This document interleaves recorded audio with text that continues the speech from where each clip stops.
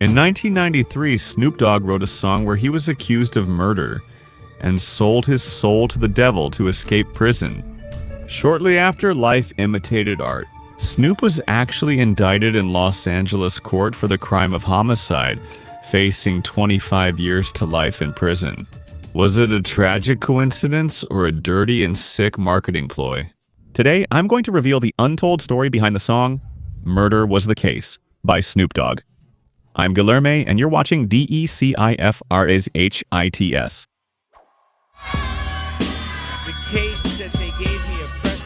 In 1993, Snoop Dogg wasn't the laid-back, friendly guy from the neighborhood we know today. Quite the opposite. He was a 22-year-old affiliated with the Crips gang and was about to become one of the biggest names in gangsta rap. His song "Murder Was the Case" not only validated his status as a gangsta, it ended up revealing tragic coincidences with reality, which put Snoop Dogg at the center of a controversy that would change his life forever. The title of the song means something like a murder case. And that's exactly what happened, since shortly after writing the song, Snoop got involved in the murder of a 20-year-old Ethiopian young man. And what was just fiction, tragically, became reality. About to release the first album of his career, Snoop Dogg was already in the police's sights, facing 25 years to life in prison, and going through a tough trial full of crazy twists and with an ending worthy of a movie. Me? One of the biggest rappers in the world. Why would I want to go kill somebody and ruin murder? Was the case that they gave me, I'm innocent, I'm innocent. The publicity generated by the news made Snoop Dogg break sales records with his debut album. But the violent nature of the song "Murder Was the Case" would end up being used against him in his own trial, mainly due to the strong similarities between the lyrics and the incident that occurred. The song begins with a skit where two guys, Aaron and JC, plan the murder of Snoop Dogg. Aaron and JC were two gangsters and friends of Snoop in real life. In fact, JC knew how to draw, and he was the one responsible for the iconic design of Snoop's debut album cover, Doggy Style. In the song, Aaron and JC approach by car and get ready to attack Snoop Dogg after they recognize the rapper. They fire more than 30 shots, and the lyrics start with Snoop lying on the ground, agonizing after being shot. Aisle 2. Drop my eyes. As I look at the sky, my mind starts to drift. A tear falls from my eyes. Of people. My body temperature drops, I'm shaking, and they come to try to save me. The paramedics arrive to try to revive him. But, as he passes to the other side, Snoop Dogg starts having strange and dark visions. They push on my chest and I scream. I stop breathing. The fire. Damn, I'm seeing demons. Dear God, can you save me? I can't die now. My girlfriend is about to have my baby. Snoop reported that he has cried several times while singing this part live. After all, just like many things in this song, this was one of those that became reality shortly after. And I wrote that song. Murder was the case where I was like, I can't die in my boo-boo spot to have my baby. She wasn't pregnant and I hadn't caught the murder case. That's the fucking crazy part about it. So I wrote, murder was the case about some shit that had never happened in my life. I didn't have a baby. I didn't have a murder case, but my penmanship was writing shit that was about to happen. In the desperation to survive, Snoop gave up praying to God and sought help from the darkest and most diabolical forces. I think it's too late to pray. Wait a minute. A voice spoke to me and started to speak slowly. At that moment, a crow appears, which, as we've mentioned in several videos here on the channel, is the representation of death. The crow transforms into a diabolical figure, and it starts to make a tempting offer.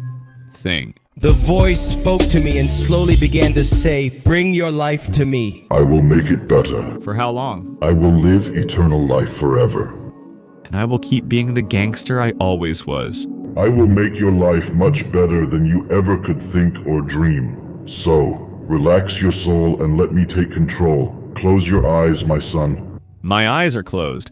When he wrote this song, Snoop had just signed a contract with Death Row Records, Zoog Knight's label. 9. The controversial mogul and businessman was known by many as the Devil in the Red Suit, thanks to his high-profile affiliation with the Bloods gang. and because of the brutal methods of intimidation and extortion that Suge was capable of using to get anything and everything he wanted.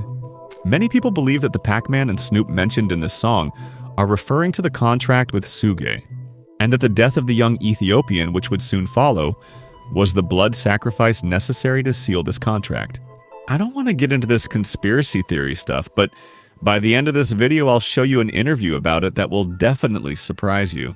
Something? In this scene, we see the devil transforming into the image of Jesus Christ, showing that evil can take many forms, even disguised as a kind and trustworthy figure. After selling his soul, Snoop wakes up from a coma in the hospital.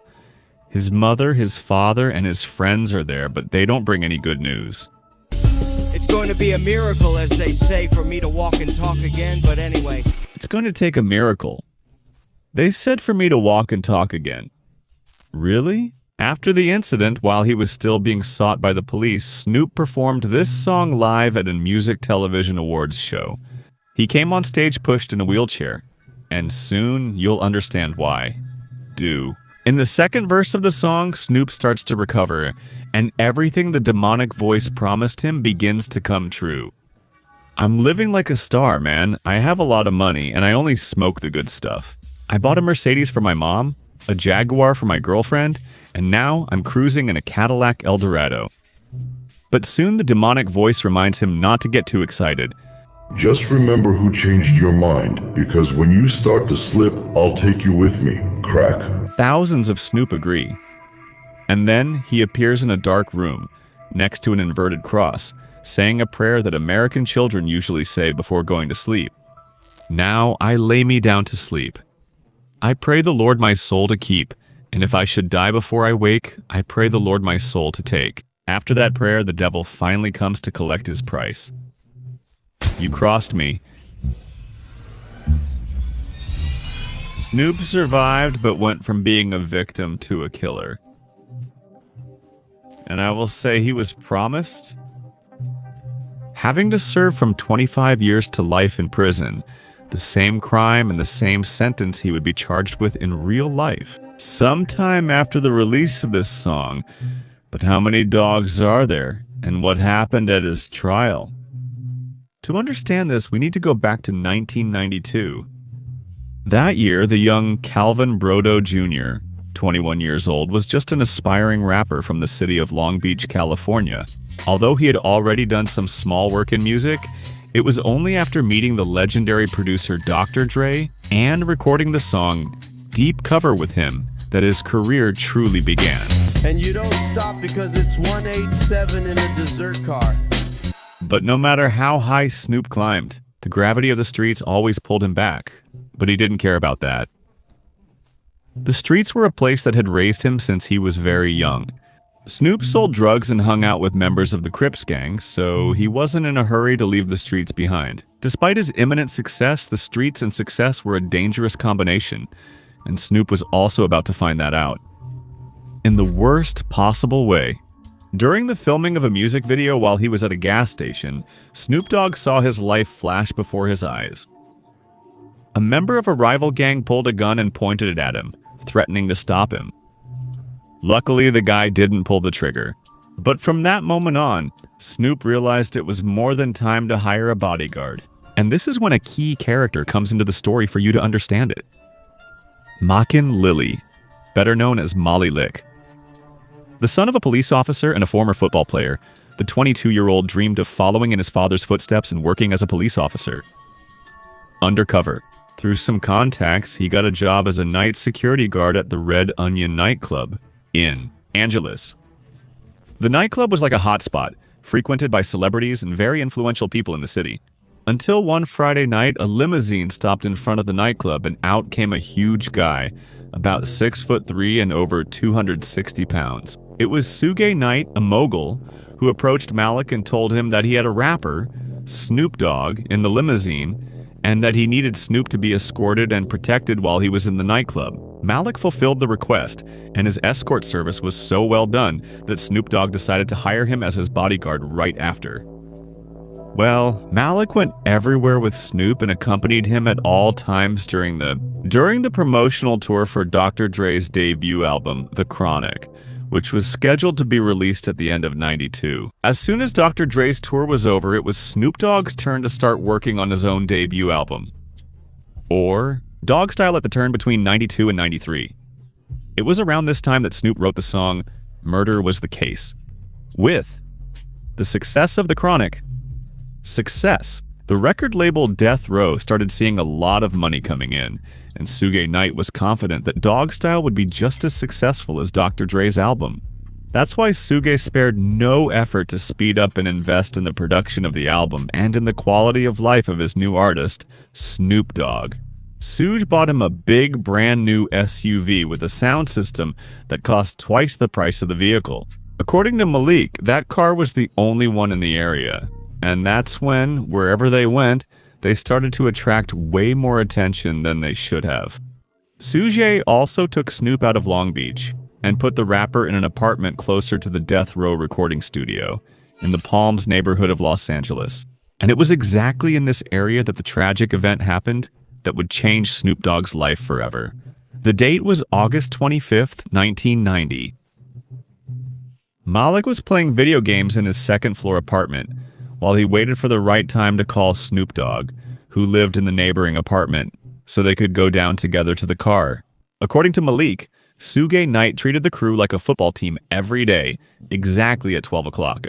They were supposed to be at the Death Row recording studio, where Suge was waiting for them to work on the production of the Dog album, which was scheduled to be released in November. But that day, something strange happened. When it was almost time for him to leave, Malik heard raised voices and shouting coming from downstairs. At first, he thought it was just the Dog Pound artists joking around, Snoop Dogg's friends who usually hung out there at that time to go to the studio with them. When Malik heard someone passing by his door and saying, "There's a guy with a gun downstairs," his bodyguard instincts went wild. Malik thought that Snoopy might have gone downstairs without him and was in danger down at the temple. Immediately, Costas said goodbye. Bodyguard grabbed his 9mm pistol and went downstairs to see what was happening. When he got there, he realized that Snoopy hadn't gone downstairs yet, but he saw Sean Dogg, Snoopy Dogg's friend, arguing with two guys who were inside a car. The guys were wearing blue, the color of the Crips gang, which, although it's the same gang as Snoopy's, is known for having several subdivisions, all of which got along with each other. While Snoopy Dogg and Sean Dogg represented the Rolling Twin Crips, the guys in the car were making hand signs, showing that they represented the Buy Yourself Hustlers Crips, a rival subdivision for the gangsters, making rival hand signs. It's a serious affront, and that would have been the reason the argument started. One of the guys leaned out the car window while holding a .380 pistol, and that's when Malik recognized him. It was Philip Waldemarian, the same guy who had pulled a gun on Snoopy at that gas station. All of this happened in a split second. When he saw the gun, Malik went back upstairs, and at the same time, the car with the gangsters drove away, peeling out. From there, the story has two versions according to the Los Angeles District Attorney's Office. It was shortly after that when Malik Dogg and Sean Dogg got into the Jeep and went out hunting for Philip Waldemarian, looking to settle the score. Snoop Dogg was driving, Malik was in the front passenger seat, and Sean Dogg was in the back seat. When they passed by Woodbine Square, on the same street as the apartment, they spotted Philip Waldemarian and his friend sitting at a picnic table in the park near a snack stand. Snoop stopped the Jeep right next to them. They dropped the Mexican food they were eating, stood up, and a new argument started. "What the hell is this?" shouted Philip. "I wasn't trying to scare you. I was just letting you know where you were doing this." Reference to the area of the Buy Yourself Hustlers. Sean Dogg then replied, "You're not going to tell us anything, punk." "About what?" Philip replied, "Oh yeah, I'm a punk now." And he approached the car with his hands up.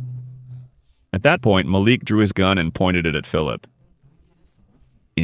As Philip turned around to run away, Malik fired 6 times, one of which hit him in the buttocks, and another. It hit Philip's back. Witnesses even stated that not only Malik, but also Snoop Dogg fired at Philip. However, according to the defense of Snoop Dogg and his friends, that's not exactly what happened after the first argument on the ground floor of the building. Malik, he allegedly went straight back to the second floor, where he met Snoop Dogg, and they stayed there waiting for things to calm down. After things calmed down, they got into the Jeep. Snoop Dogg was actually driving, Malik was in the passenger seat, and Snoop Dogg was in the back seat. But they didn't go after the gangsters. Instead, they headed to the Death Row studio to start working. But on the way to the studio, they realized they had forgotten a recording device at the apartment and had to go back to get it when they were almost home.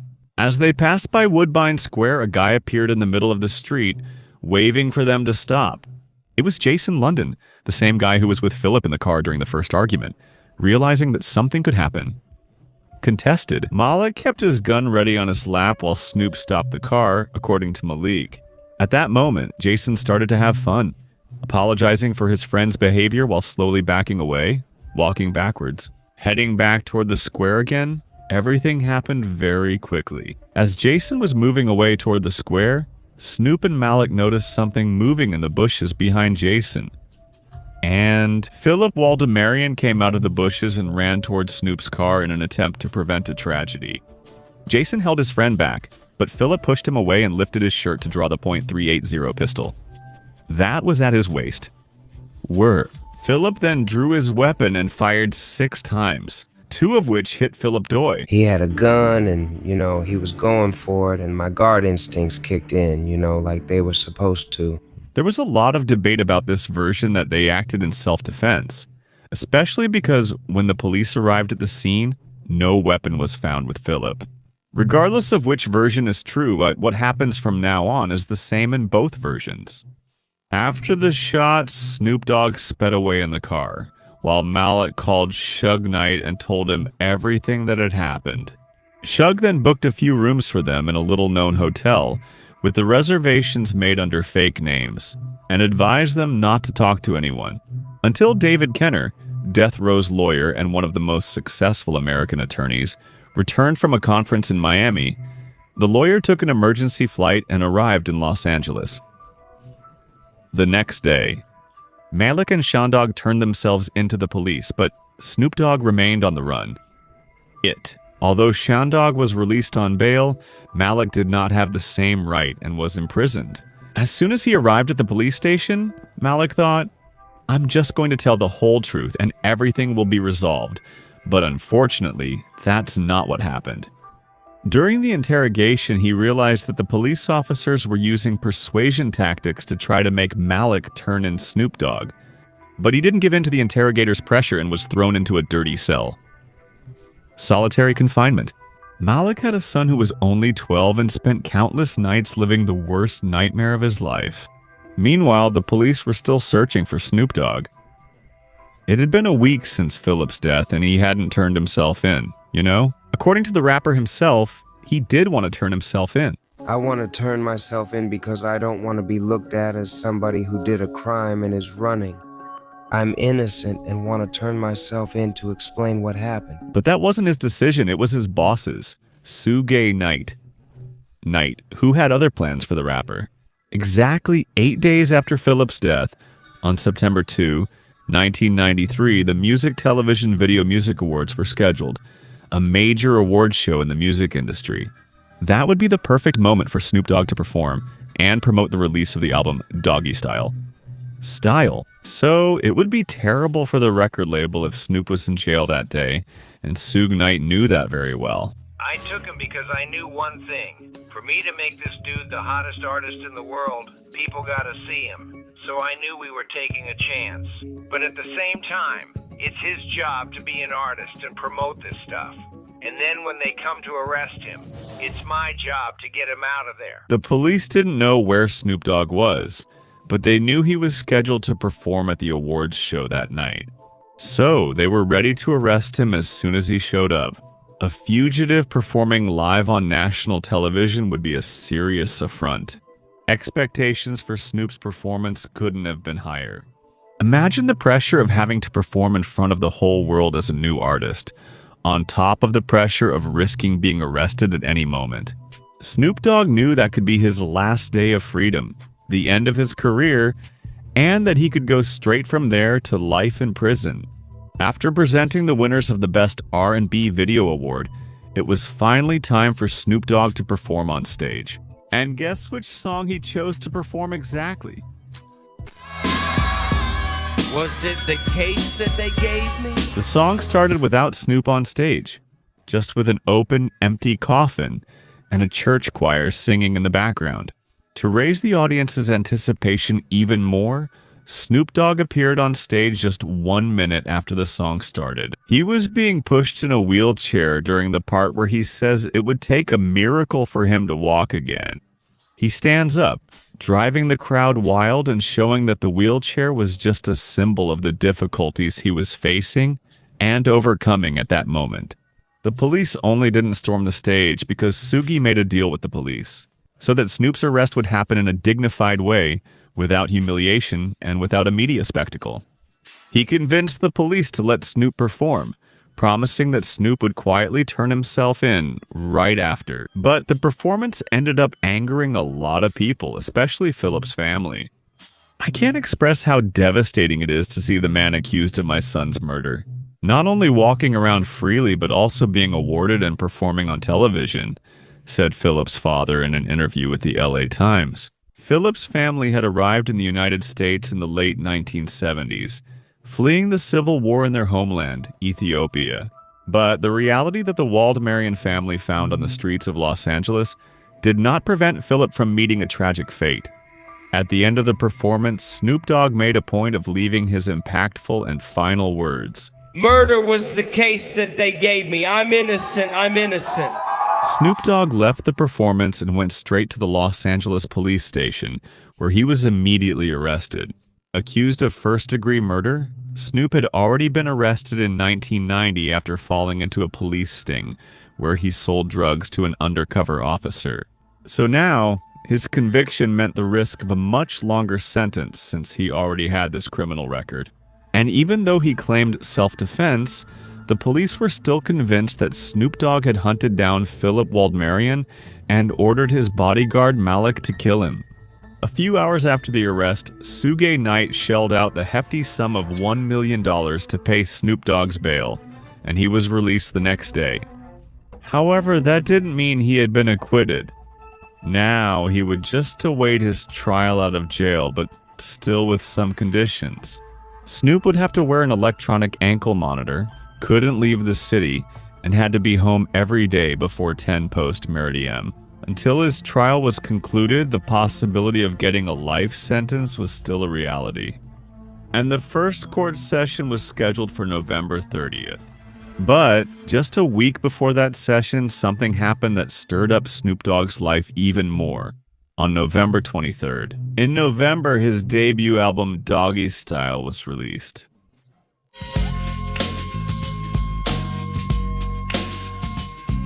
The album blew up in an incredible way, selling 800,000 copies in the first week and over 4 million copies by the end of the year. This wasn't just the most successful debut in hip-hop, but among any artist in the history of music in general.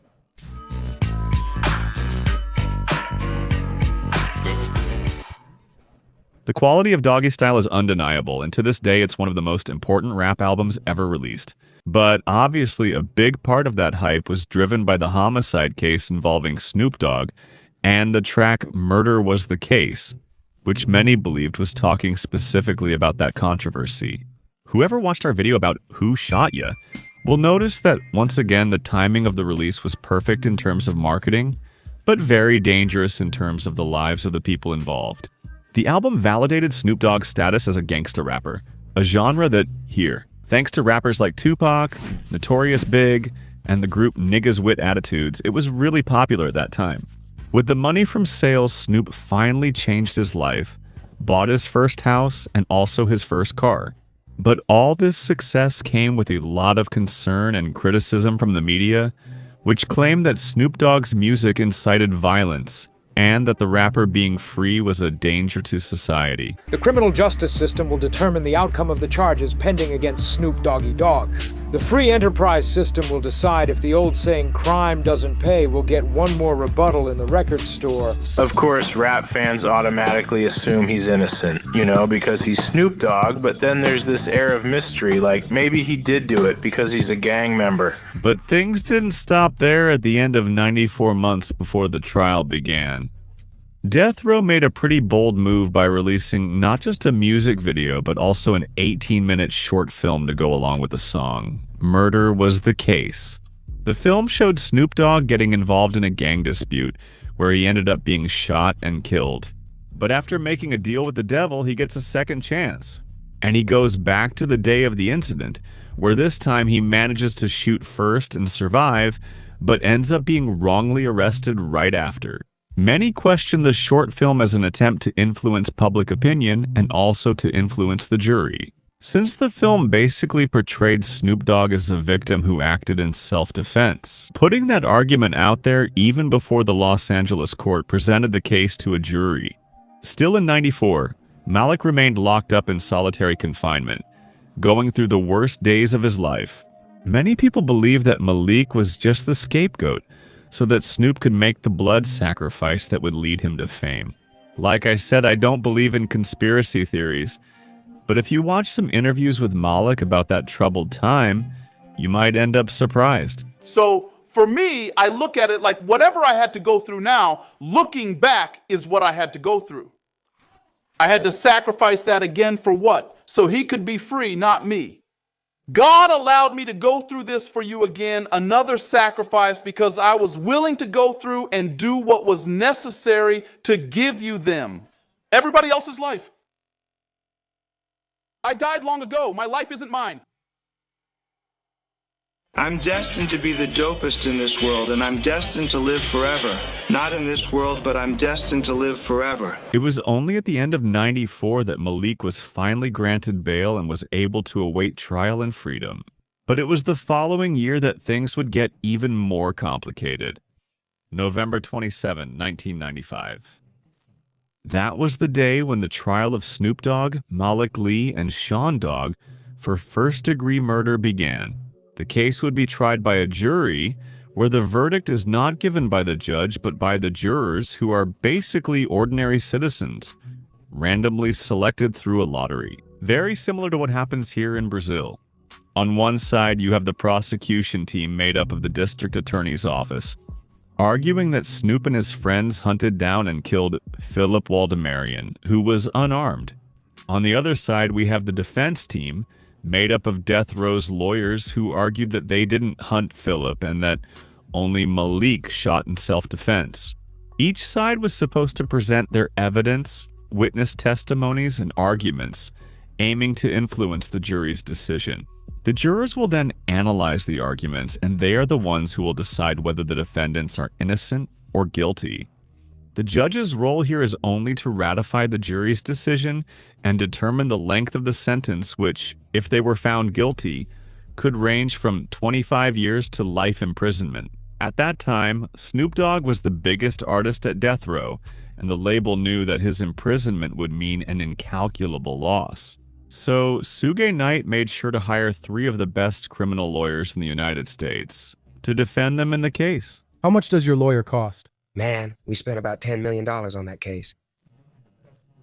We had David Kenner, and then he brought in Johnny Cochran, and he brought in Donald Ray, and then they brought in another attorney. It was like I had 5 or 6 attorneys on today. Each of the lawyers represented a defendant. Malik Lee was represented by Donald Ray. Snoop Dogg was represented by David Ganner, who was already Death Row's trusted and longtime attorney. And Sean Dogg was represented by Johnny Cochran, the lawyer who had won one of the most famous cases in the country. He helped acquit Jay Simpson, the former football player accused of murdering his own wife. As soon as the prosecution noticed Johnny Cochran's presence in the case, they immediately dropped the charges against Sean Dogg, which automatically dismissed him from the trial and set him free. They probably realized that with Cochran on the defense team, the prosecution would hardly win the case. And the big fish they really wanted to convict was Snoop Dogg. It was time for the prosecution to present their opening arguments, and they ended up making a fatal mistake. One of the reasons Jay Simpson was acquitted was due to serious failures by the police in handling and storing evidence. Since the Simpson case was still a hot topic in the country, and in an attempt to minimize a problem, the prosecutor began his arguments by admitting that several pieces of evidence in Snoop's case, such as Philip's clothes, the bullets and ammunition casings, were accidentally destroyed by a police officer. Although the prosecution claimed that this evidence had little importance in deciding the case, Snoop's defense took this as proof of the incompetence of the Los Angeles police. How does someone accidentally destroy so much evidence? But the prosecution's problems didn't stop there when it came time to take the witnesses' statements. Jason London, Philip's friend, stated that he and another friend named Sean Joseph took and hid Philip's gun after he had died.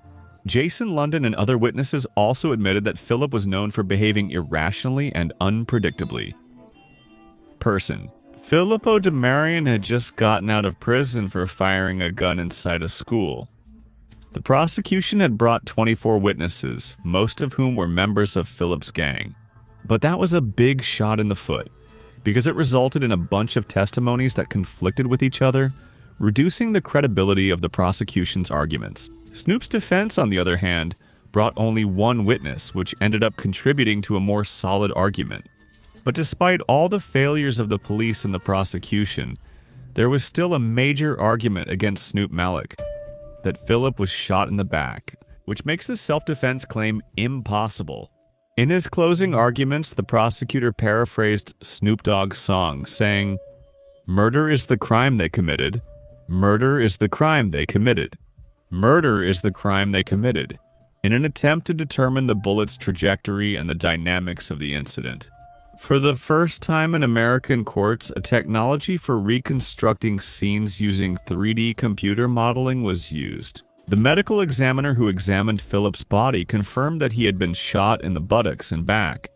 But when the doctor returned to court to give his testimony, he admitted that his report indicated the wounds were on the side, suggesting that the bullets traveled laterally through Waldemarion's body, not from back to front. In other words, Philip Waldemarian was preparing to turn his body around at the moment of the last shot, but he wasn't facing backward yet.